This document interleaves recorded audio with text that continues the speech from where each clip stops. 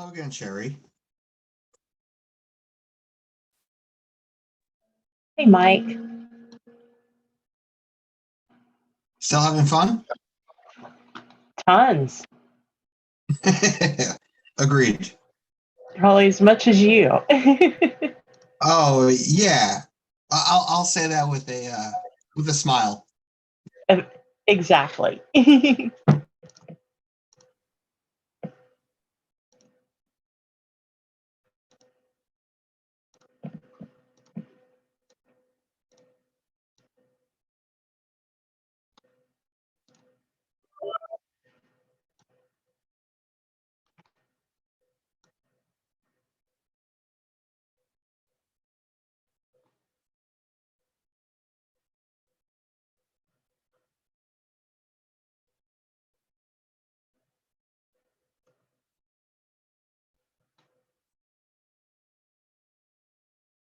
I'm going to go ahead and mute and take a step away for a few minutes. Of course. Just wanted to make sure able to join successfully. Yep. All right. Thank you, Sherry. Yep. You're welcome. Okay. Hello. Hey, Richard. All right. I was just about to step away, Richard, for a brief second. I'm back. Okay. We got some folks in the waiting room at the moment. Yeah. Okay. I wanted to wait on you to see if there was anything we needed to go over. To see if I was actually going to show up. No, come on now. Sherry can handle it, right? It's been that kind of a day. It started, although I see there are people still coming in, but I see we've started the recording. So let's go ahead and get going. Good afternoon, everyone. This is Richard Ift from the Federal Insurance Office at the U.S. Treasury. I am joined today by a number of my colleagues, including Sherry Roulette, Annette Burris, Ted Newman, John Gudgel, or some or any number of them, who also work at the Federal Insurance Office. Also on the line today is Mike McCauley of ISO Verisk, who is directing the collection and aggregation of the data through the portal that's operated by ISO on behalf of Treasury. I don't think we have on the line today anyone from the NAIC, although they have been on in some of the other data calls, but as we'll discuss, this is a joint federal state data call, so we'll talk a bit about that during the presentation. Again, this is the purpose of this data call. It is required as a legal requirement by Section 111 of the 2015 TRIP Reauthorization Act, which is now codified at Section 104H1 of TRIA. It is designed to provide Treasury with a data set that it will use to periodically analyze, among other things, the effectiveness of the program and the competitiveness of small insurers in the terrorism risk insurance marketplace. State regulators have determined to collect similar information for the regulatory purposes addressed by state regulators with respect to insurers under their supervision. Treasury and state regulators are continuing to coordinate in this effort with a consolidated approach that allows reporting insurers to provide the same data set to Treasury through the ISO portal, and to state regulators through a portal operated by New York State, and thereby satisfy their production obligations to both through the provision of the same data set to each. The regulatory due date for the annual data call is May 15th, which was set in light of FIO's statutory obligation to provide a report to Congress concerning the program each year on June 30th. This year, that report focuses upon the effectiveness of the terrorism risk insurance program. If you would like to provide comments on the subject of that study, in addition to the data which we are requiring you to produce, we did publish a Federal Register notice on March 19th, which is the same day as the notice announcing the commencement of the data call was published. which identifies various areas of interest, at least on our part, in connection with the study. The notice is available on our website as well as in the Federal Register, which the website, which is what you're seeing on the screen now as well. And there's also other information on the website concerning the data call, and it does seek comments by May 3rd if you're so inclined to provide those.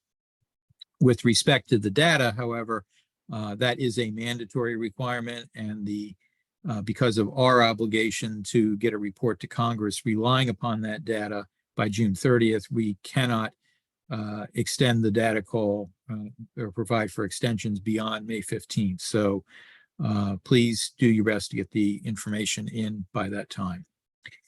Now, as has been the case in prior years, we are doing separate webinars for each of the 4 reporting templates. And those are for small insurers, non-small insurers, alien surplus lines insurers, and captive insurers.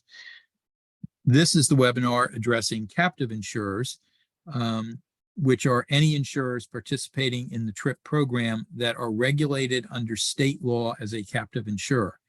Now, this includes both domestic U.S. captives as well as offshore captives that may be licensed in at least one U.S. jurisdiction and are writing terrorism risk insurance.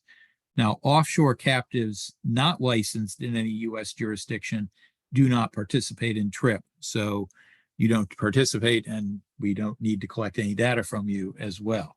So any captive that falls into the category of a domestic U.S. captive or an offshore captive that is licensed in U.S. jurisdiction and that writes any terrorism risk insurance subject to TRIP must report. Now, to the extent the captive writes insurance in the TRIP eligible lines of insurance, and we'll be going over those today, but by and large, it's mostly many of the property casualty lines of insurance.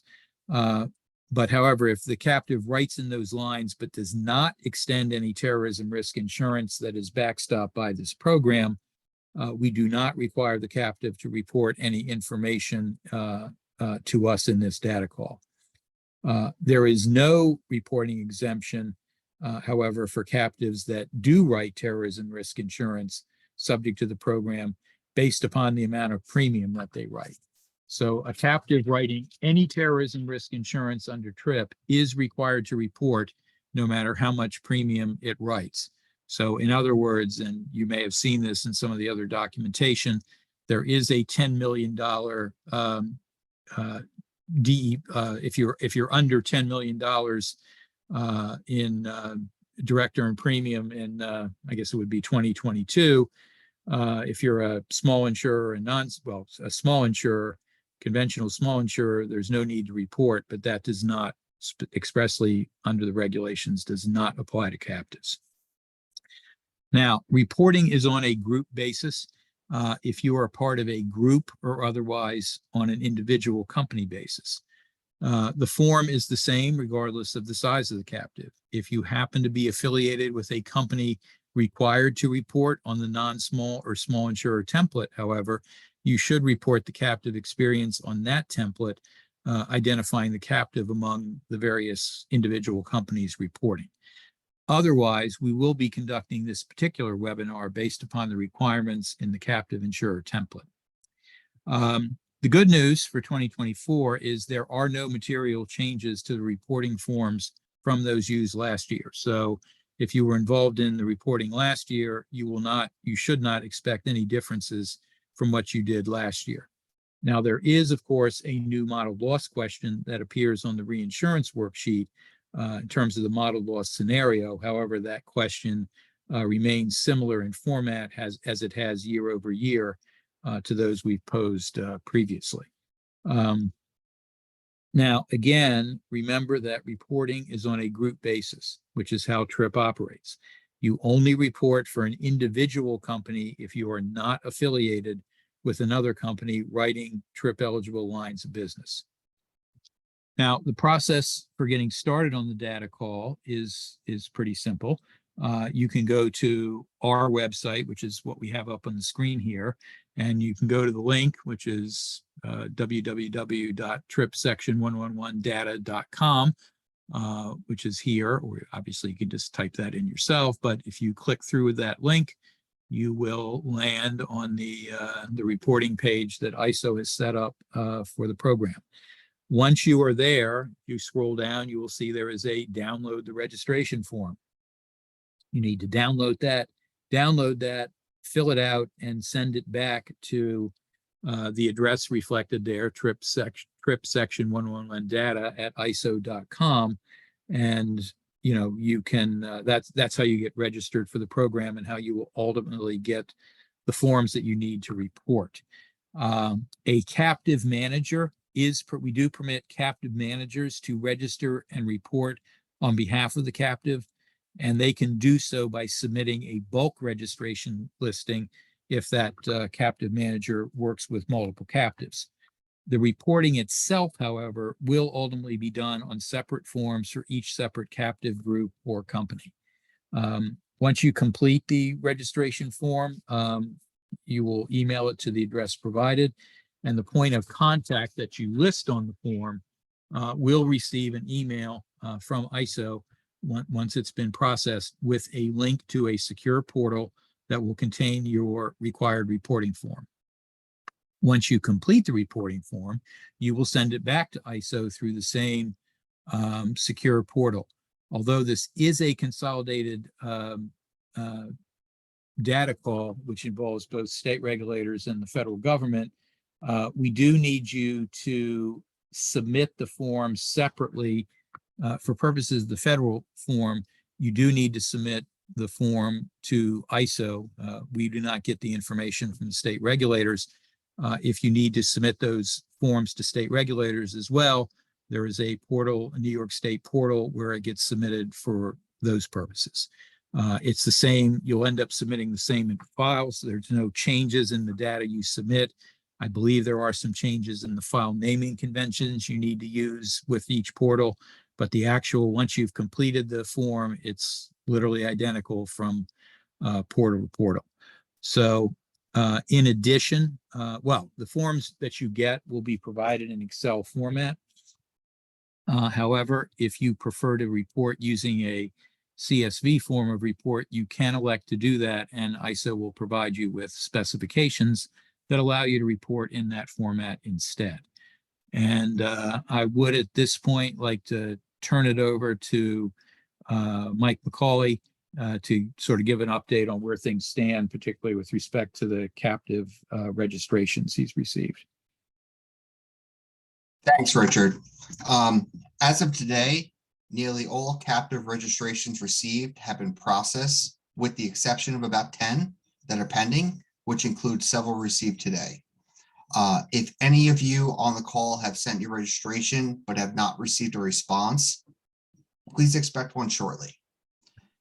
If you received a response to your registration but experience any issues with either accessing the very secure email that you received or accessing your SFTP account, please reach out to us through the trip section 111 data at iso.com email address so that we can assist with any difficulties that you are experiencing. And I think that's the general update I would provide at this point, Richard. Okay, thanks, Mike. And as I said, Aaron Brandenburg, I think, had a conflict and could not be on this webinar. If he was here, I'm sure he would tell you that they are planning on conducting the state data call in the same fashion. My understanding is there are certain approvals. They're still, in terms of the process they go through to get that to happen. And I guess when they get those all through, they actually send out a blast email to reporting companies, basically announcing the New York portal is ready to go. So if you are reporting in the state data call as well, be on the lookout for that, but you probably haven't received anything about that yet, which does not mean it won't be happening. It just means it hasn't happened yet. So, and again, if you, he'll probably kill me for putting him out here, but if you have any questions about that, I believe your best contact is Aaron Brandenburg at the NAIC. So, Now, with respect to workers' compensation, if you are actually licensed to write workers' compensation and report such information to state regulators, and I think it's perhaps possible that certain risk retention groups that do report as captives do, you should be able to rely upon the rating bureaus, and I'm speaking of NCCI, California WCIRB, and the New York Compensation Insurance Rating Board, to report in the WC workers' compensation fields for those questions. And then we ISO merges that data into the information that you otherwise report.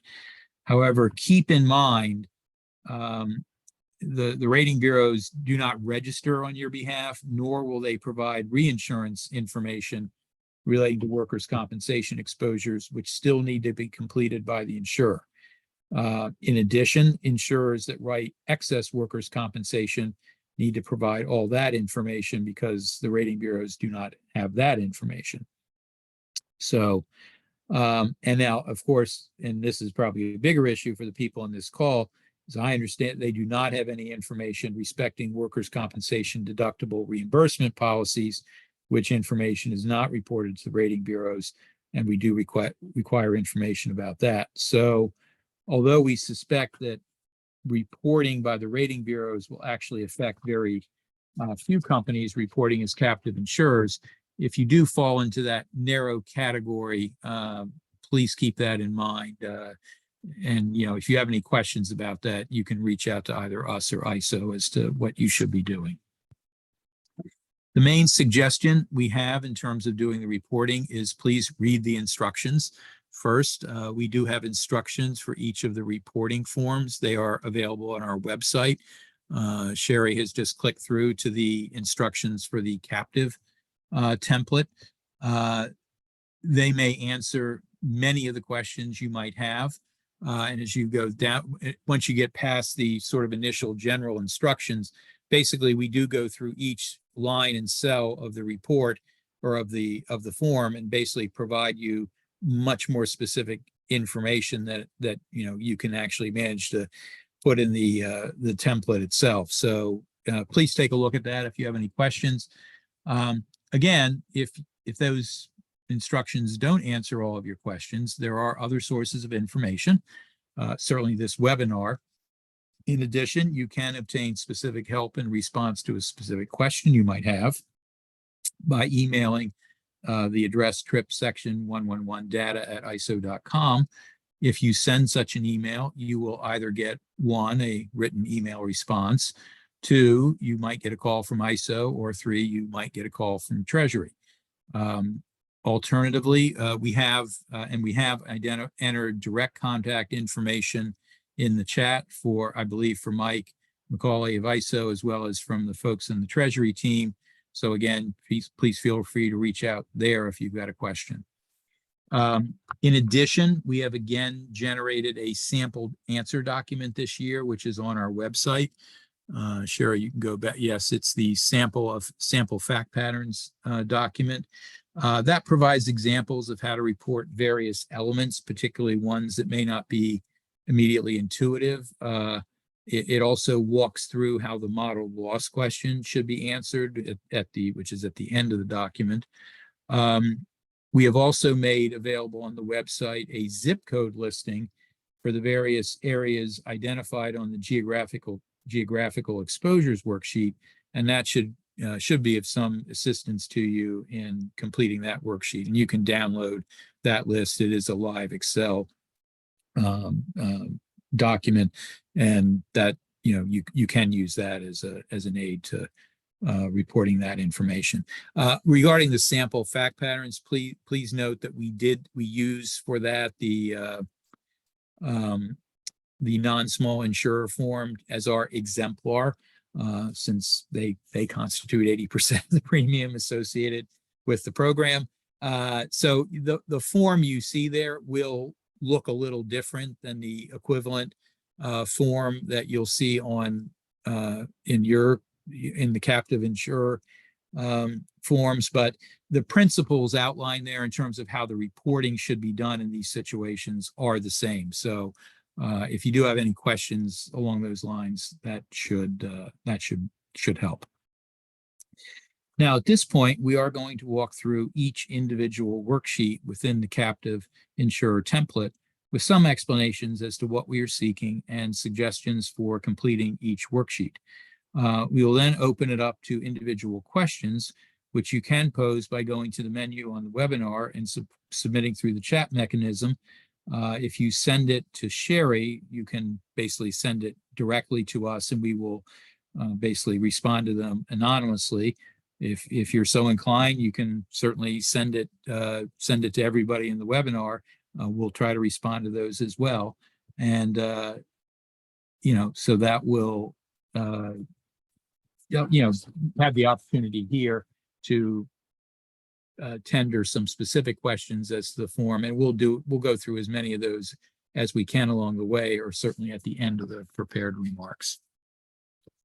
Now, we are going to be, what we're walking through here are PDF versions of the reporting forms. They're a bit easier for us to present in this sort of format. Once you register, you will be getting or have already received live Excel versions of these sheets, which ISO tailors as necessary for each individual company or group based upon the form it should complete, jurisdictional worksheets it will need, etc. As has been the case in prior years, you can also report by providing information in a CSV file format for which ISO will provide specifications upon request. Now, this is the first worksheet, insurer group affiliations. This is simply to identify who you are. Again, we do the reporting on a group basis unless obviously you are a single company. We do use NAIC codes for tracking purposes, as most captives may not have such a number. ISO has in the past and will continue to assign a number to you for tracking purposes. If you have participated in this data call before and are aware of the number previously assigned to you by ISO, please go ahead and use that number because we do try to recycle the same numbers year over year. Now, as you see in the right field there are some questions about your 2022 policyholder surplus. Please identify that for calendar year 2022 for the relevant entities based upon how that might be calculated for state reporting purposes. In addition, you will see there is a field for 2022 TRIP eligible lines premium, and that is relevant as the measure of your calendar year 2023 deductible. And you'll see when we get to the reinsurance worksheet, there are some questions, including the model loss question, that may need to be responded to with that. So that's what we're looking for there. If you reported that 2022 premium in last year's 2023 TRIP data call, if you leave that blank, we'll basically fill in what you reported before. However, we do want you, it's probably the better approach is please fill it in with either what you reported last year, or if you've determined since then that, perhaps your reporting missed something or overstated something, please put in what you believe to be the correct figure now. So we'd much rather have the correct information this year than something you just reported last year and have since determined is wrong. Now, another sort of thing to note, and this is of some significance to captives, for a captive that did not have any TRIP eligible lines premium in 2022, and thus, might be tempted to enter zero in this field. Obviously, if you're here, you had premium in 2023 and you're thus reporting. The program provides for an assessment of a deductible based upon TRIP eligible lines premium in the year in question, which is 2023.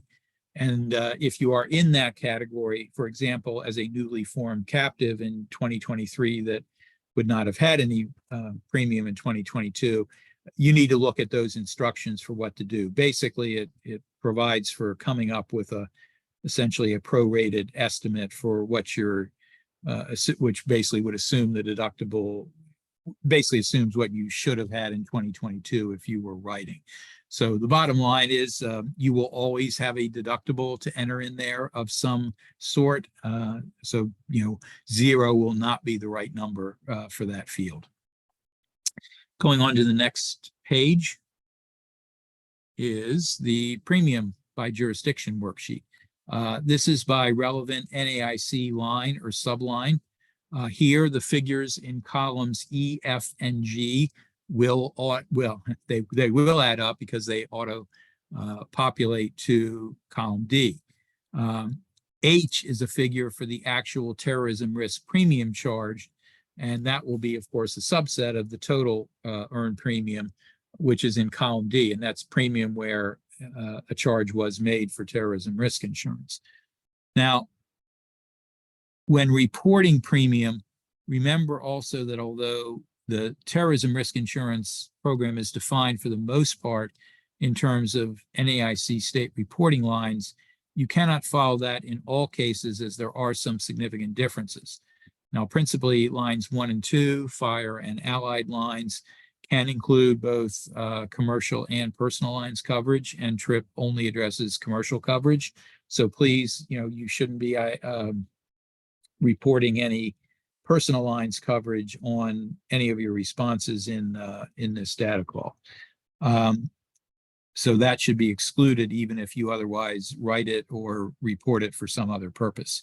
Again, might not be much of an issue for captives that may be typically writing commercial coverage. The other big exception is professional liability E&O coverage is excluded from TRIP by statute and by regulation, even though it otherwise falls within the sort of other liability line of insurance, which is a TRIP eligible line. If you look at the instructions, they do identify the principal differences between the TRIP lines and the NAIC state reporting lines, so that's a good place to get an understanding of what we're looking for. Now, premium should be entered. This is a direct earned premium worksheet. It should be entered on a direct earned basis by state for calendar year 2023. This means that if you have a policy that started before 2023 or ended after 2023, you will need to include only the premium earned in 2023 for that policy. Premium should be reported on a state basis by the manner in which the captive reports it for state basis. Thus, for example, if a captive domiciled in Vermont reports all of its premium to Vermont because a captive is permitted to do that, even though it may be insuring risk in many states, it can report in this fashion as well for the TRIP data call. As we will discuss later, this can be done as well for policy exposures when we get to that worksheet. However, when we get to the geographic exposures worksheet, you will need to report based upon where the actual insured risks are actually located. And we'll try to distinguish that when we get there. Now, the premium worksheet requires captives to separate out on a line-by-line basis premium written in all lines for deductible reimbursement policies versus all other policies. So you'll see basically for each line, if you're writing just a straight fire policy, there's a place for you to enter that. On the other hand, if it's really a fire deductible reimbursement policy, that's essentially reimbursing your policyholder for their deductible, and they've got another policy written by a conventional insurer. Please divide up the reporting based on that, and we go through that literally for each line. Those of you who have been doing this for years may recall when we started this, we only required this to be done for the workers' compensation line, which certainly is a line where there is a lot of deductible reimbursement coverage. We have determined that we wanted a little more granularity on that in terms of what's going on. So now you'll see there is a line for both standard policy as well as a deductible reimbursement policy for each line. Now, the other thing, Sherry, go down to the next page. You'll see here also there is a line for total 2023 non-TRIP eligible lines, DEP, in line 30.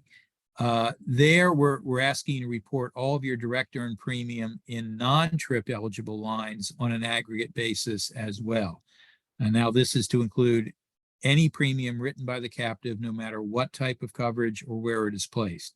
Again, here we are trying to get a better understanding as to the proportion of risk exposures assumed by captives outside versus inside what is covered by the program.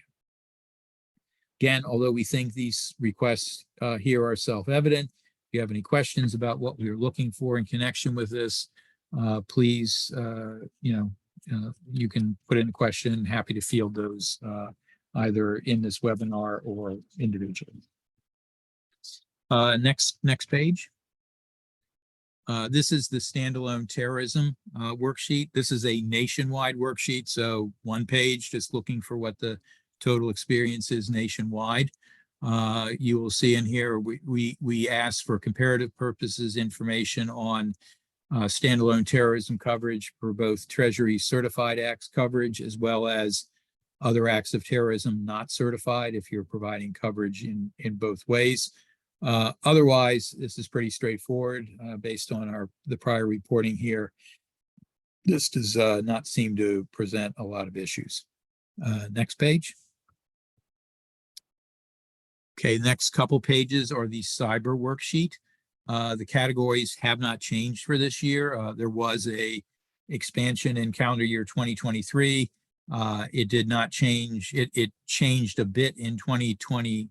I'm sorry, it changed in 2022. There was no change in 2023 except for a little reporting liberalization that we introduced, which we'll talk about a little bit. This year, it's literally exactly the same. As in prior years, we are continuing to seek information on both standalone cyber policies that would be entered in column C, as well as cyber endorsements attached to another policy or what might be known as a package policy, and that's column D, and the figures in those should auto-populate to a total figure in column E. Now, you should not provide any information on this worksheet for so-called non-affirmative or silent cyber coverage. And again, that would be the situation where a policy theoretically could potentially cover a cyber loss because cyber is not specifically excluded in the policy. We are only looking here for the reporting of cyber coverage that is written on an affirmative basis.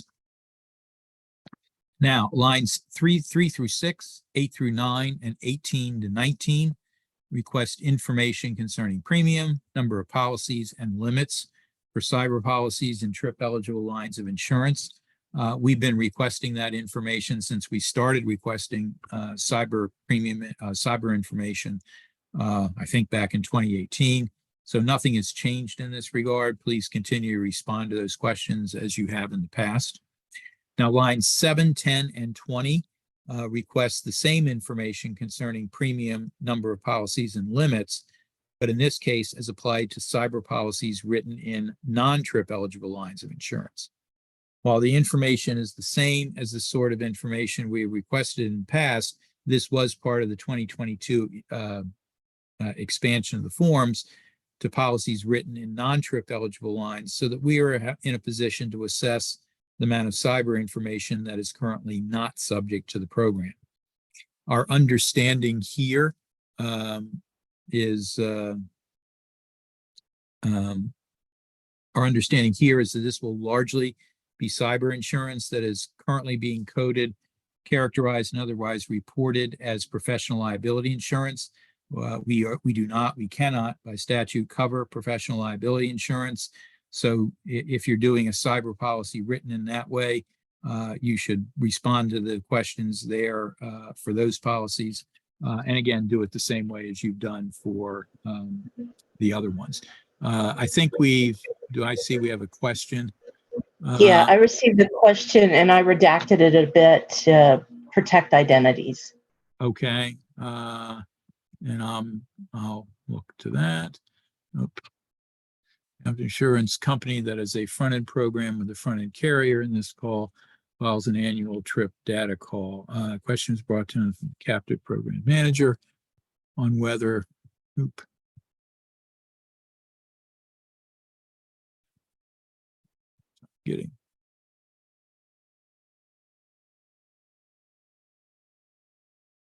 we are filing on behalf of the captive insurance in the front-end game.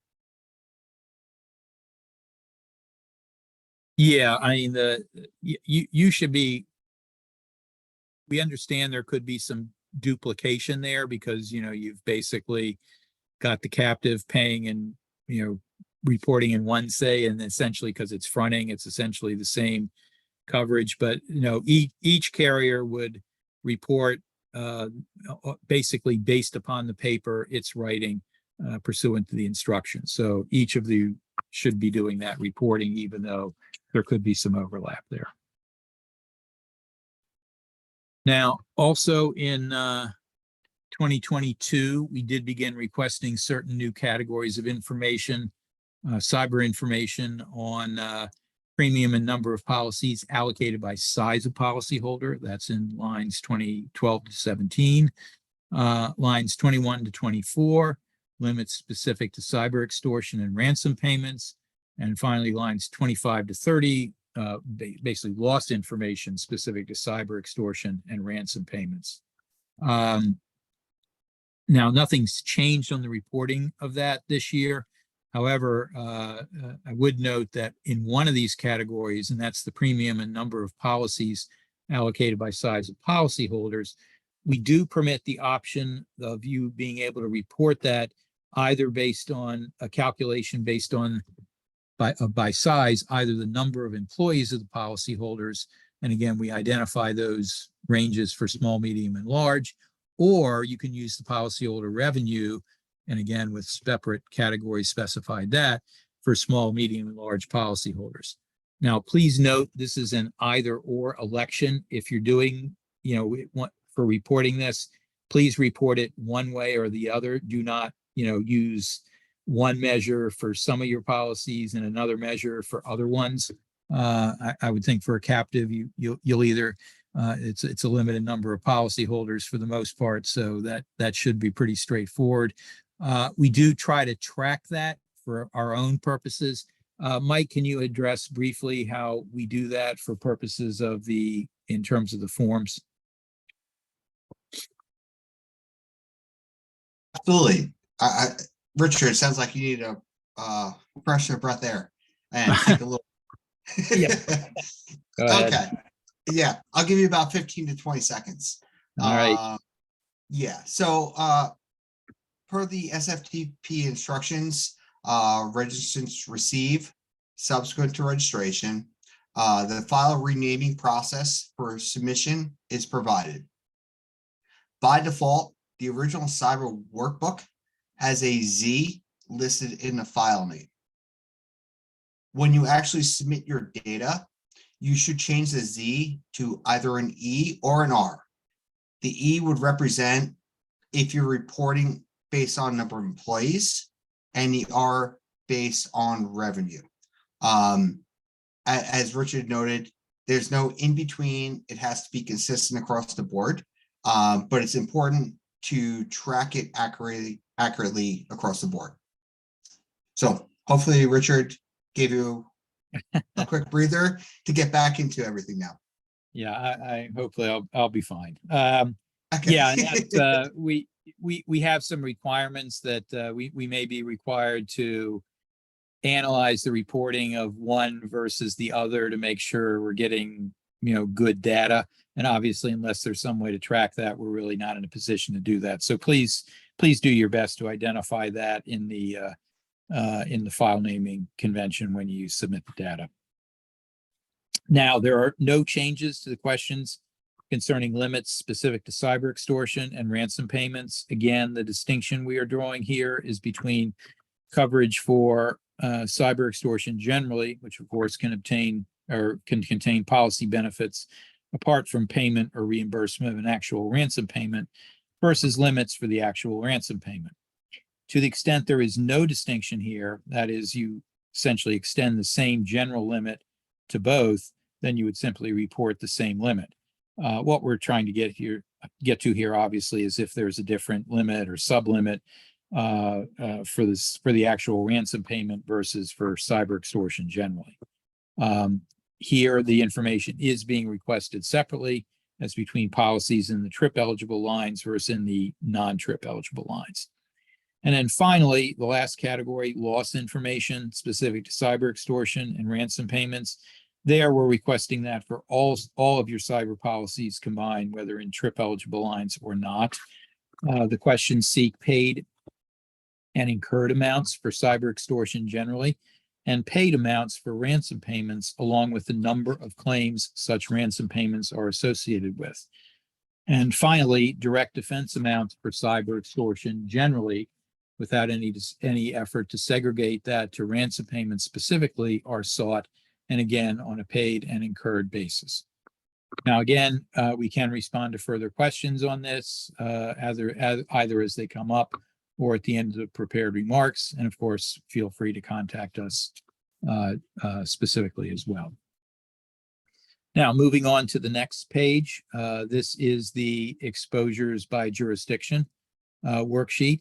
Again, like the premium sheet, this sheet uses the NAIC reporting lines or sublines and asks that you identify the exposures both covered by and not covered by TRIP. As with the premium worksheet, you are asked to allocate your responses for each line by deductible reimbursement policies and all other policies, and not just in the workers' compensation line. The point is to calculate the actual total potential exposure under the policy. That is, what is the most you might have to pay under the policy in question. Now, in addition, we request information on policies where only NBCR risk is insured under the policy. That is, policies that only insure this risk and do not insure conventional risk exposures as well.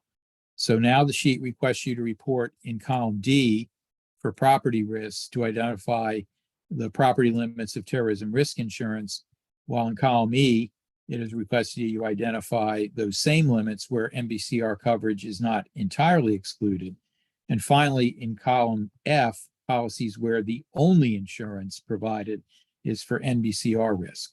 So both columns E and F should presumably be a subset of the figure in column D, or should at least be no larger than the figure in column D. The same questions are found in columns J, K, and L for liability policies.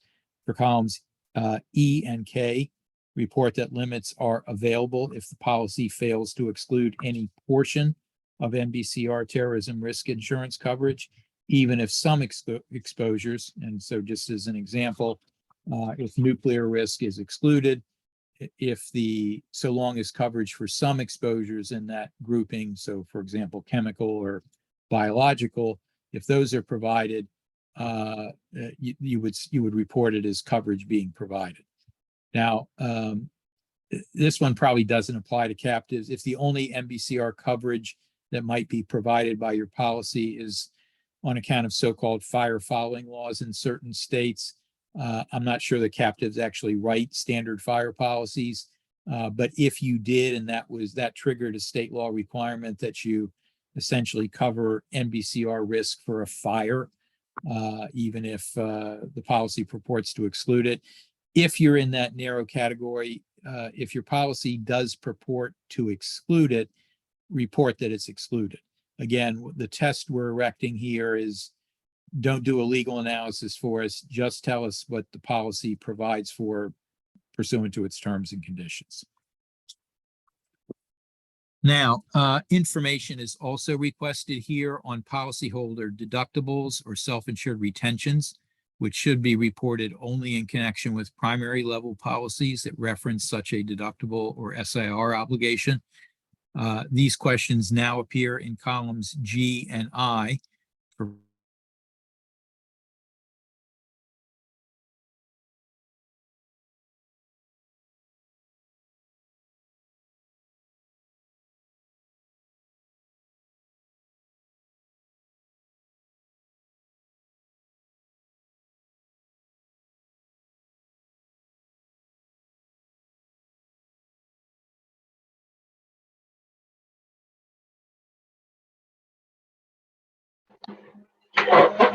I'll just give us a minute. Unfortunately, Richard has frozen, so we're going to give him a minute to unfreeze his computer. Sorry about the delay.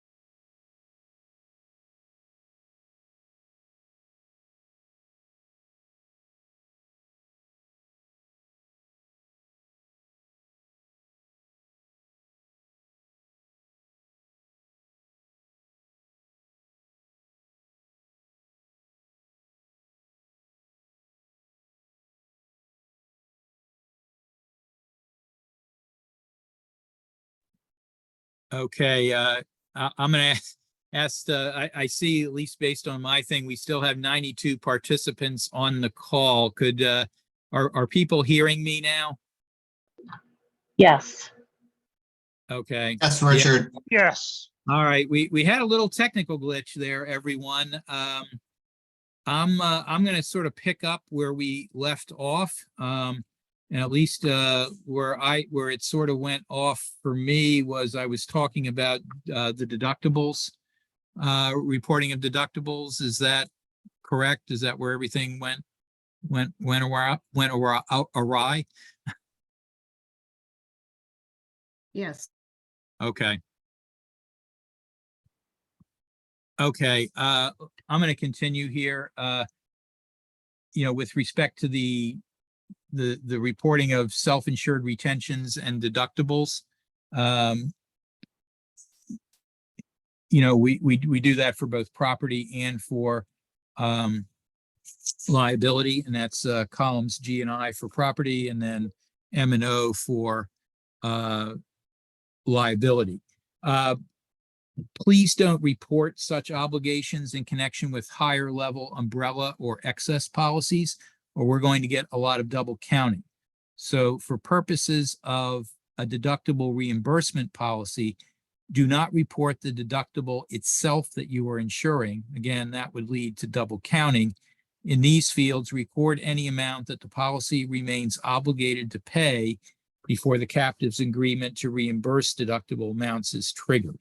So essentially, it's the deductible of the deductible.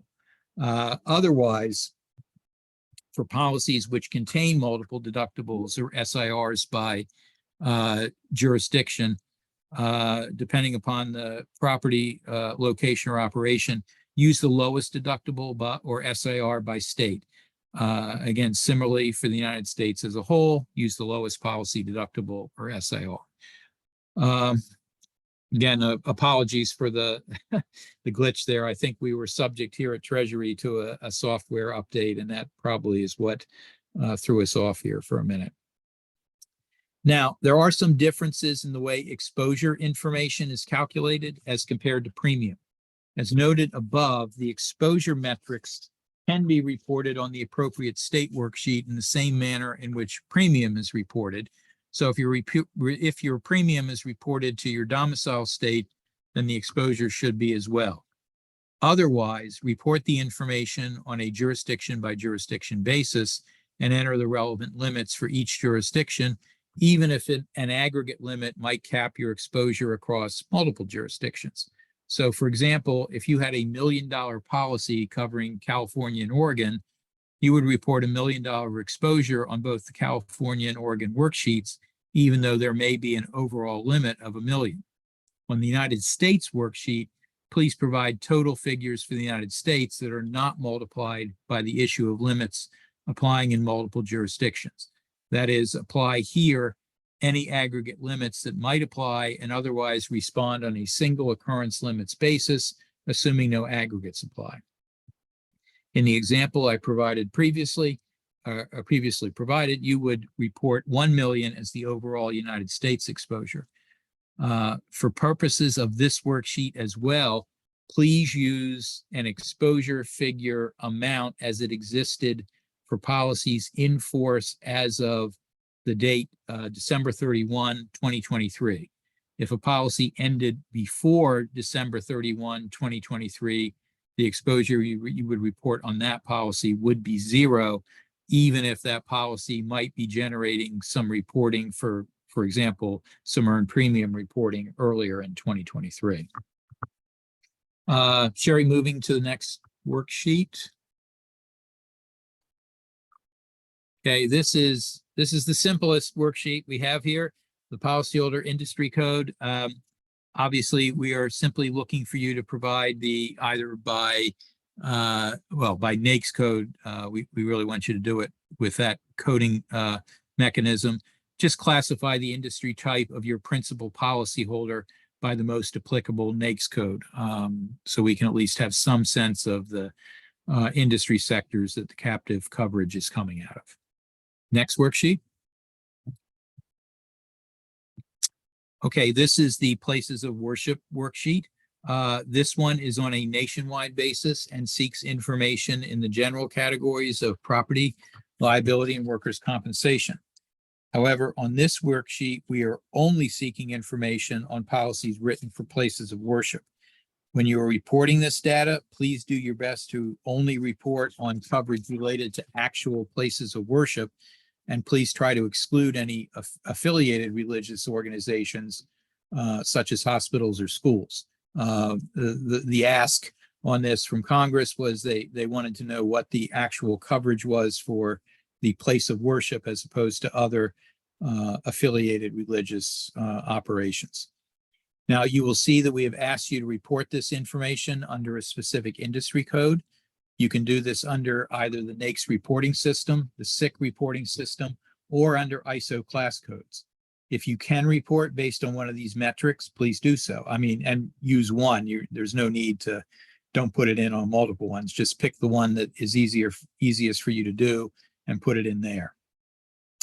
If you cannot report based on one of those metrics, but you have some other way to extract the information, such as a policyholder name search, please do that. There is no category here for unavailable. We do expect you to find and allocate this data correctly because it is the subject of an express congressional request. So please find some way in which to report the actual or estimated information for policyholders within this category. Again, for workers' compensation, for pure workers' compensation coverage, the rating bureaus do provide this, but again, that's probably not going to be the case with most of you. Let's move to the next sheet, geographic exposures. Now, think of this as requesting the same sort of information that is requested by AM Best on its terrorism questionnaire. The geographic descriptions here are the same as those used by AM Best. Again, we went over this at the beginning. While AM Best describes some of the areas simply by the counties that cover it. So, for example, Chicago is defined as, the various counties making up Chicago. However, on that Excel spreadsheet attached to our website, we do provide you the specific zip codes for Chicago based upon the work we've done. So if it's easier for you to pull this information using a zip code, you can do it based on that listing.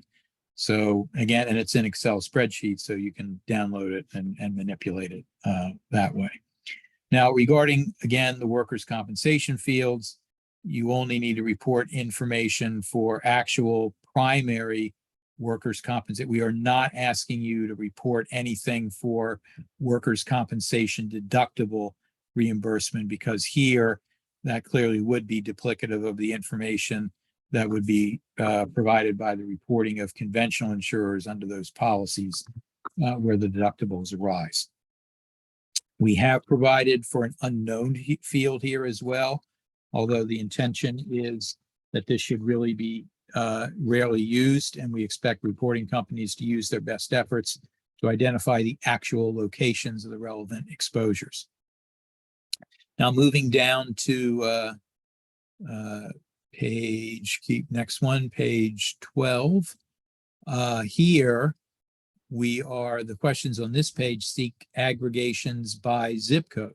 So here it is all exposures within a particular zip code, and then rank ordering those as requested. So again, we're trying to get a sense of where, all insurers that respond to this, and particularly captive insurers here, what zip codes are your writings most concentrating in. So that's what that's about. Last but not least, lines 49 and 50. Those actually are focusing on a particular location. So we really want to know what's your probable maximum loss here. And, we think you would have a handle on that. If you're the biggest loss you could take would arise out of a particular property someplace, please identify that by zip code, not the specific property it is, and then put in what that total policy limits loss would be. So moving on to the last worksheet is the reinsurance worksheet. Now here, please answer the questions based upon private third-party reinsurance. If you do engage in this, and I suspect most captives don't, if you've got some intra-company group reinsurance arrangements in place, please ignore them. We're really looking for true third-party reinsurance placements. We do ask for information in this worksheet on cat reinsurance for comparative purposes against terrorism risk reinsurance. Note the questions on reinsurance exclusions relating to terrorism, apart from domestic/foreign exclusions. This is meant to capture situations such as the exclusion of risks at particular locations or within particular or certain metropolitan areas. We strongly recommend that if you have an individual responsible for reinsurance in your captive or within the captive manager who's doing the reporting, please forward it to that individual for completion. We think that will help ensure the accuracy of the data we receive. Now, when responding to this worksheet, we do need you to please try to enter actual figures for the various fields when they call for a number response. We understand that in a complex reinsurance program, there may be multiple numbers you could enter because, there'll be a different attachment point for this kind of risk or that kind of risk. A lot of times we will get, folks will actually submit a chart, a coverage chart saying, well, here's what it looks like. It's very hard for us to deal with those, particularly on an aggregated data call basis. We don't actually at Treasury here even see that information. So we need you to put in a real number there and just sort of put in the number that you believe best represents what your program is.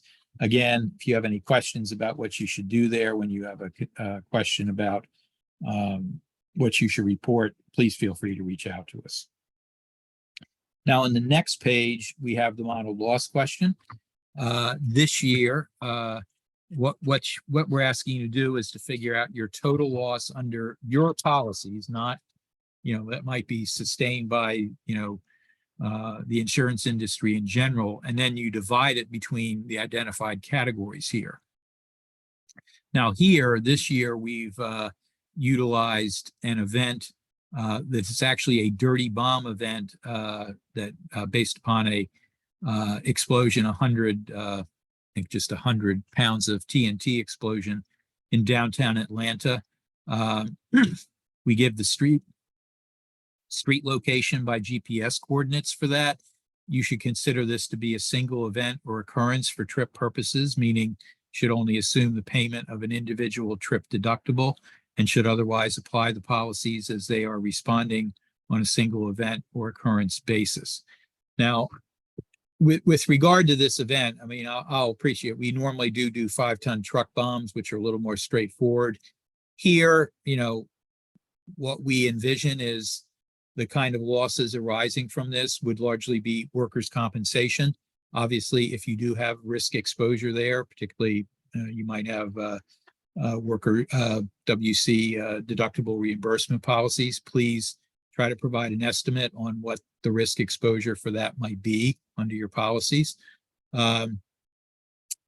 Otherwise, with respect to pure property coverage, if you actually have a location literally right at the location where that bomb goes off, there might be some physical property damage, probably not a lot.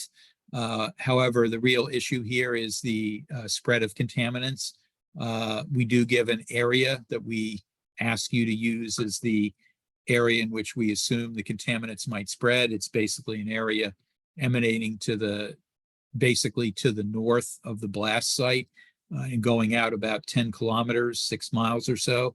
So it's a pretty big area. So, we do ask you to take a look at what you've got within that area. Now, if you are providing coverage for cleanup, that certainly could be one of the things that this kind of loss would generate. You would provide estimates of what that exposure might be. The other one, obviously, is business interruption. An event like this could cause some significant business interruption losses. And if your policies did extend coverage for that, we would ask you to provide an estimate of that as well. Now, we appreciate that if you do use modeling programs, a lot of modeling programs for events like this may not provide estimates. We get that. We're asking you to basically, if you are writing this coverage and you're writing it in a way that you think there would be losses triggered,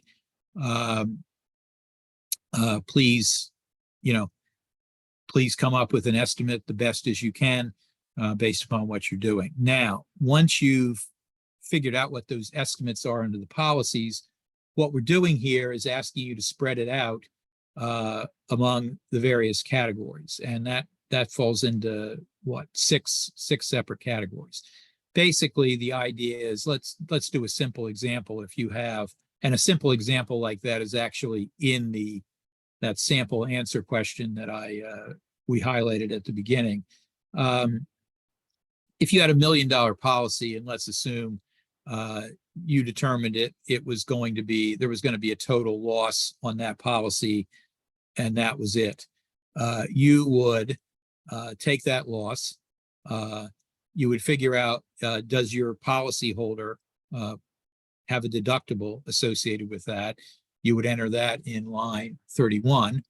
Other than that, you would then go, what's your deductible under TRIP?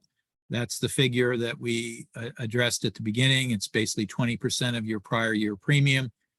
You would divide the rest of that, you would basically fill that amount with those. I mean, again, you're probably at higher deductibles than that. So, maybe my example wasn't very good with $1 million policy, but basically what the exposure is, then allocate to the deductible, allocate both on what the captive is holding net, if anything. Obviously, if you've got this reinsured, put that figure in there. Next, if there's any money left over at that point, you would take that figure, multiply that by 80%, and then that's where you get your claim under TRIP, because TRIP will pay once a company is satisfied its deductible and the program's otherwise triggered, and we've otherwise accounted for policyholder payments which are not covered under TRIP. The government would pay 80%. So that's where you would enter that 80% figure in there. And again, there would also be a copay share within there, because if you do get into that TRIP layer above the deductible, it's essentially divided 80% to the government and 20% remains with the private sector. So again, that would be divided between the net, that's line 35, and the amount ceded to private reinsurance. So again, it is pretty straightforward. It is based upon how TRIP would work if it is ever triggered. We'll all hope that may not be the case, but that is the way this is laid out, is the way you should think about if you did have a TRIP loss. You would first, obviously assess against your policyholder insured what it pays. You would have to assume your own deductible, which is, a number that gets calculated under TRIP, 20% prior year premium. It's a definitive amount. And then next, it's 80% above there to the government and 20% remaining to the captive. So that is, with that, all I had in terms of the prepared remarks. Let me look here on the, yes, Mike has put in. The recording, basically that's an easy question. The recording is once we, and hopefully it won't be too mangled with the little power outage we had there in the middle. We'll try to edit it as best we can. But basically what we do is we get it cleaned up. You have to do some accessibility stuff to it to make sure everybody can access it. And then basically it goes up on the Treasury, of all things, has a YouTube site. And so it will get posted there. And what we will do is, in the place of the link that you access to get to this webinar, we will instead put in there a link to where you can review the YouTube video. So in the past, it sometimes takes us a week or two to get that up, burst on some of the work we've got to do, and then other people have got to get it to the Treasury's YouTube site. So it will be there. It may take a week or two. If you're looking for it and don't see it there, reach out. We'll try to give you a status update. Any other reporting questions? And again, if folks don't want to, if you just want to unmute yourself and ask the question, that's fine too. If you write trip eligible lines but have zero actual terrorism policies written, what is the actual reporting requirement?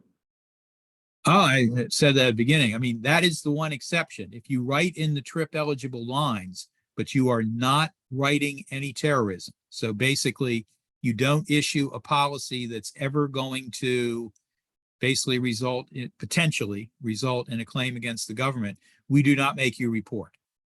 So if you are in that category, you don't need to go through this exercise. Having said that, if you issue one policy that does, then you have to report basically everything at that point. Just want to confirm. Thank you. Yep. Okay.